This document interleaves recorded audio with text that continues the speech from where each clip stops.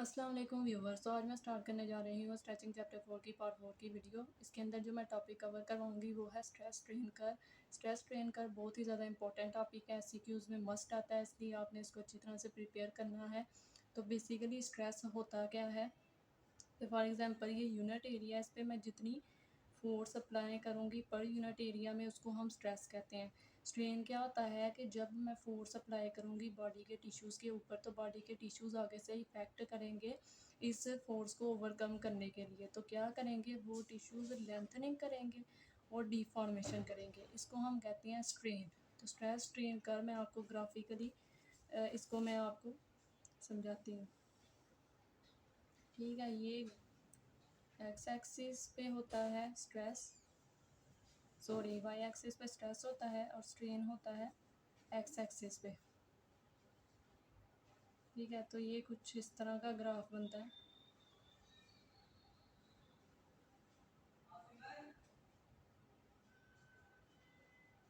ठीक है, आपने हमेशा याद रखना है कि जो स्ट्रेस है ना वो हमेशा प्रोपोर्शनल होता है स्ट्रेन के।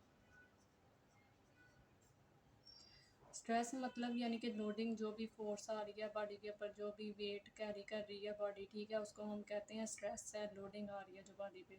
स्ट्रेन यानी कि उसके नतीजे में क्या बॉडी रिस्पॉन्स कर रही है उस स्ट्रेस को कम करने के लिए, उस फोर्स को कम करने के लिए, तो वो क्या होती है, लेंथनिंग करती है। तो स्ट्रेन को आपने जहाँ भी लफ्ज़ आएगा याद रखना है कि इसके अंदर लेंथनिंग हो रही है टिश्यूज़ के अंदर। तो जो पहला रीजन आता है स्ट्रेस स्ट्रेन कर्व के अंदर, उसको हम कहते हैं, ये जो पोर्शन है इसको हम कहते हैं टो रीजन। क्या कहते हैं, टो रीजन कहते हैं इसको। टो रीजन इसलिए कहते हैं क्योंकि अभी हमने इनिशियली थोड़ी C small C force apply की है। ठीक है, अभी हमने थोड़ी C small C force apply की है, तो जो कोलेजन के फाइबर्स होते हैं ना टिश्यूज़ के अंदर, वो पहले क्या होते हैं, वेवी फॉर्म में होते हैं, उसके अलावा अलाइन भी नहीं हुए होते। ठीक है, तो वो क्या होते हैं, 3D डायमेंशन में होते हैं। तो जब हम उसके ऊपर फोर्स अप्लाई करते हैं तो वो क्या होते हैं, आहिस्ता आहिस्ता अलाइन होते हैं और स्ट्रेटन होते हैं। इस रीजन को हम इसलिए टो रीजन कहते हैं क्योंकि अभी थोड़ी सी फोर्स अप्लाई की है, तो उसकी वजह से जो कोलेजन के फाइबर्स हैं टिश्यूज़ के अंदर वो अलाइन और स्ट्रेटन हो गए हैं। फिर टो रीजन से लेके, ठीक है, यहाँ एक पॉइंट होता है, इसको हम कहते हैं इलास्टिक पॉइंट। ठीक है, टो रीजन से लेके इलास्टिक पॉइंट तक के जो रीजन होता है ना, इसको हम कहते हैं इलास्टिक रीजन, यानी कि वो इधर तक बनता है। ठीक है, इस रीजन को हम क्या कहते हैं, इस रीजन को हम कहते हैं इलास्टिक रीजन। ठीक है, इलास्टिक रीजन के अंदर क्या होता है कि स्ट्रेस जो है ना वो प्रोपोर्शन होता है स्ट्रेन का। आप देख सकते हैं कि जैसे जैसे हम स्ट्रेस को इंक्रीज़ कर रहे हैं तो स्ट्रेन भी स्लोली स्लोली इंक्रीज़ हो रहा है। ये किन के अंदर होती है इलास्टिक रीजन, सॉफ्ट टिश्यूज़ के अंदर और फ्लेक्सिबल टिश्यूज़ के अंदर होती है ये। ठीक है, अगर मैं इस रीजन के अंदर, इलास्टिक रीजन के अंदर, अगर मैं स्ट्रेस को कम कर देती हूँ, यानी कि स्ट्रेस को अगर मैं ख़त्म कर दूँगी, तो टिश्यू जो होते हैं ना वो रिटर्न आ जाएंगे अपनी ओरिजिनल साइज़ एंड शेप के अंदर। ठीक है, क्यों आ जाएंगे, क्योंकि उनके अंदर स्मॉल माइक्रो फेलियर हो रहा है। जो कोलेजन के फाइबर्स आपस में बॉन्डिंग करती हैं, उनकी बोन्स जो होती हैं ना वो अभी थोड़ी सी ब्रेक हुई होती हैं। ठीक है, माइक्रो फेलियर होता है जिसकी वजह से क्या होते हैं, वो टिश्यूज़ रिटर्न आ जाते हैं अपनी ओरिजिनल साइज़ एंड शेप के अंदर। ठीक है, इस प्लास्टिक रीजन को हम क्या भी कहते हैं, लीनियर रीजन भी कहते हैं। लीनियर रीजन इसलिए कहते हैं क्योंकि जैसे जैसे हम स्ट्रेसिंग बढ़ा रहे हैं उसके प्रोपोर्शनली क्या हो रहा है, स्ट्रेन भी इंक्रीज़ हो रहा है। तो ये जो स्लोप आ रही है ना, इसको, इस स्लोप को हम लीनियर कहते हैं। लेकिन इलास्टिक रीजन के अंदर एक एक्सेप्शन आ जाती है, ये आपने याद रखनी है कि जो हमारी जो बॉडी होती है ना उसके अंदर जब स्कार टिश्यू और उसके अलावा जो कंट्रैक्चर्स बन जाते हैं, ये क्या होते हैं, ये हार्डर टिश्यूज़ होते हैं। तो जो हार्डर टिश्यूज़ होते हैं ना उसके अंदर जो स्ट्रेस स्ट्रेन कर की ये जो इलास्टिक रीजन के अंदर लीनियर स्लोप बन रही है ना, वो लीनियर नहीं बनती, बल्कि इसके अंदर जो स्लोप बनेगी ना वो क्या होगी, कुछ इस तरह होगी, स्टीप होगी। स्टीप का ये मैं आपको बताती हूँ क्यों स्टीप होगी, क्योंकि इसके अंदर, क्योंकि ये हार्डर टिश्यूज़ हो चुके होते हैं। ठीक है, इनके अंदर फ्लेक्सिबिलिटी कम होती है, इनके अंदर इलास्टिसिटी कम होती है, इसलिए ये क्या करेंगे, इतना रिस्पॉन्स शो नहीं करेंगे। इनके अंदर जो लेंथनिंग होगी ना टिश्यूज़ की वो कम होगी। मीन्स यानी कि डिफॉर्मेशन इनके अंदर क्या होगी, कम होगी। डिफॉर्मेशन जहाँ भी आपको ये वर्ड मिलेगा बुक के अंदर, उसका मतलब यही होगा लेंथनिंग, ठीक है। तो जो हार्डर टिश्यूज़ होते हैं ना वो इतनी डिफॉर्मेशन नहीं कर सकते, ठीक है, क्योंकि बेसिकली उनकी लेंथनिंग नहीं हो सकती, वो इतने लेंथन नहीं होते क्योंकि इलास्टिसिटी नहीं होती।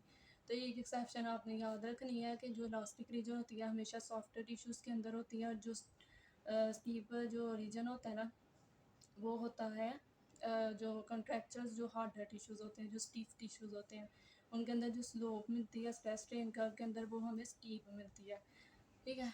तो फिर उसके बाद आ जाता है इलास्टिक पॉइंट।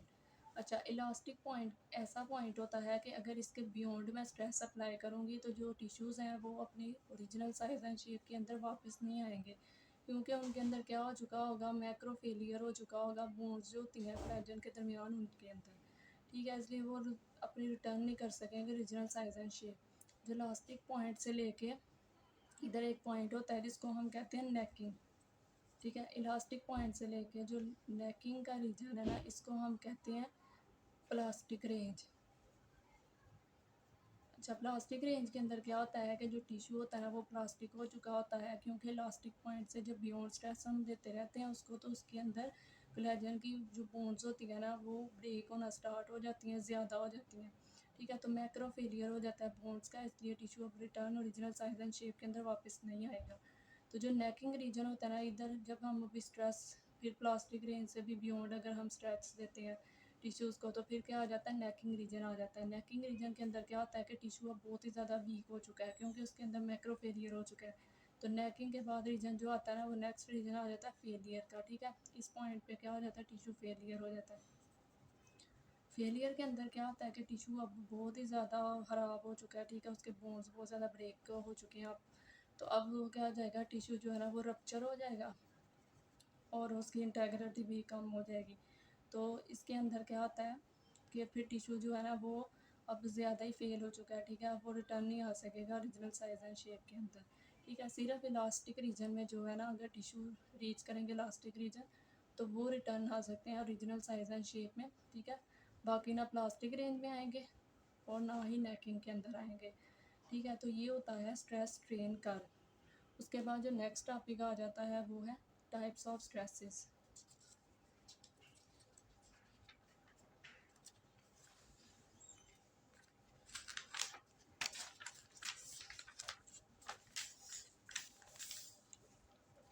3 टाइप्स की स्ट्रेसेस होती हैं,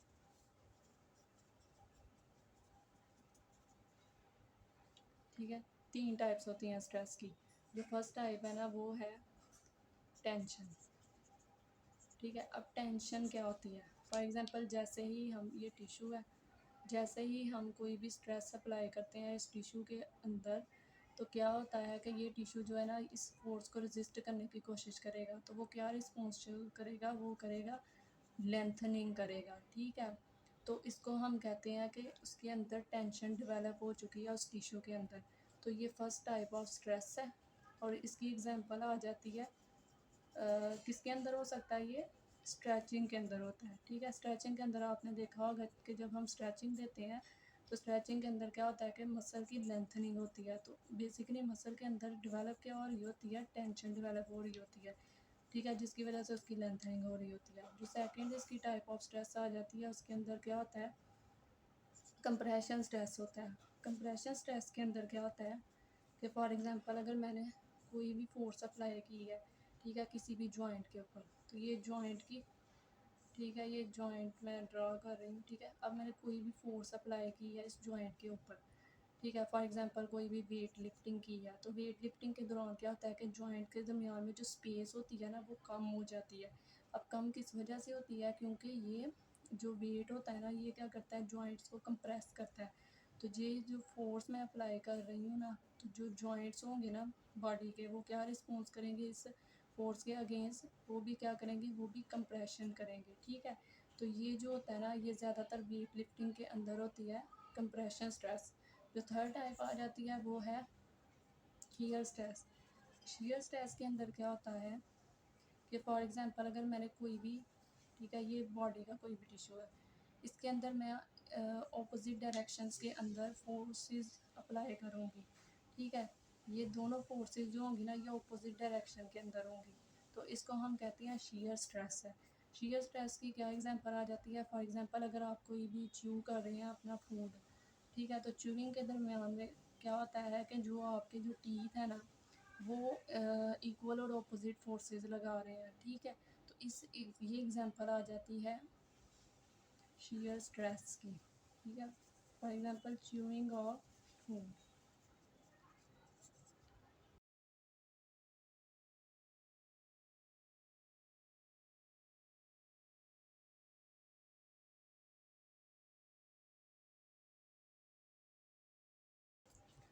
अच्छा, तो जो नेक्स्ट टॉपिक आ जाता है वो ये है कि डिफॉर्मेशन जो है ना वो किस तरह डिपेंड करती है रेट और टाइम पे, ठीक है। सबसे पहला आ जाता है पॉइंट के रेट पे किस तरह डिपेंड करती है। तो फॉर एग्जांपल अगर मैं कोई भी फोर्स अप्लाई करती हूँ, उसको रैपिडली अप्लाई कर देती हूँ, यानी कि एकदम ही अप्लाई कर देती हूँ, तो क्या होगा कि बॉडी का रिस्पॉन्स होगा, जो टिश्यूज़ रिस्पॉन्स करेंगे वो क्या हो जाएंगे, वो स्टिफ़र हो जाएंगे। तो जो स्टिफ़र टिश्यूज़ होते हैं ना, उनके अंदर क्या होती है, उनके अंदर तो डिफॉर्मेशन कम होती है, क्योंकि उनके अंदर तो फ्लेक्सिबिलिटी नहीं रहती, ना इलास्टिसिटी रहती है। तो उनका जो स्ट्रेस स्ट्रेन रिस्पॉन्स कर्व आता है वो क्या होगा, वो स्टीप होगा, ठीक है। जो स्लोप उनके अंदर बनेगी वो लीनियर नहीं होगी इलास्टिक रीजन में जो स्लोप बनती है, बल्कि वो क्या होगी, वो स्टीप होगी, ठीक है, क्योंकि इनके अंदर ये डिफॉर्म हो ही नहीं सकते। जो सेकंड थिंग आ जाती है वो ये है क्रीपिंग, ठीक है। क्रीप अब क्या होती है, अगर तो मैं जो भी फोर्स या लोड अप्लाई कर रही हूँ, ठीक है, उसको आहिस्ता आहिस्ता अप्लाई कर रही हूँ, तो क्या होगा कि टिश्यू का जो रिस्पॉन्स आएगा वो भी आहिस्ता आहिस्ता अपनी लेंथ को इंक्रीज़ करेंगे। तो इस प्रोसेस को हम कहते हैं कि क्रीपिंग हो रही है, ठीक है। इसके अंदर आ जाता है, आपको मैं इसको ग्राफिकली बताती हूँ। फॉर एग्जांपल ये ग्राफ है, ये टाइम और ये लेंथ है, ठीक है। इनके लेंथ टिश्यू की जो है ना उसके ऊपर क्या इफेक्ट आएगा, ठीक है। अब जैसे जैसे मैं लोड को अप्लाई कर रही हूँ तो आहिस्ता आहिस्ता जो टिश्यू की लेंथ है ना, क्योंकि बॉडी ने तो रिस्पॉन्स देना है, वो क्या होगी, आहिस्ता आहिस्ता इंक्रीज़ होगी। और जब मैं लोड को कांस्टेंट कर दूँगी, ठीक है, लोडिंग जो भी मैं अप्लाई कर रही थी उसको मैं कांस्टेंट कर दूँगी, तो जो टिश्यू की लेंथ है ना वो भी एक टाइम के बाद क्या हो जाएगी, कांस्टेंट हो जाएगी। तो इसको हम कहते हैं क्रीपिंग, ठीक है। जो थर्ड थिंग आ जाती है इसके अंदर वो ये है स्ट्रेस रिलैक्सेशन।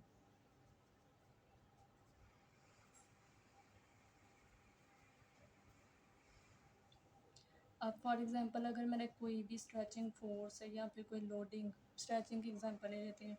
फॉर एग्जांपल अगर मैं स्ट्रेचिंग अप्लाई कर रही हूँ कोई भी टिश्यू के अंदर, तो स्ट्रेचिंग फोर्स जो होती है ना उसको मैं एक खास लिमिट तक अप्लाई करूँगी, तो क्या होगा, स्ट्रेचिंग फोर्स के नतीजे में आहिस्ता आहिस्ता टिश्यू की लेंथ इंक्रीज़ होगी।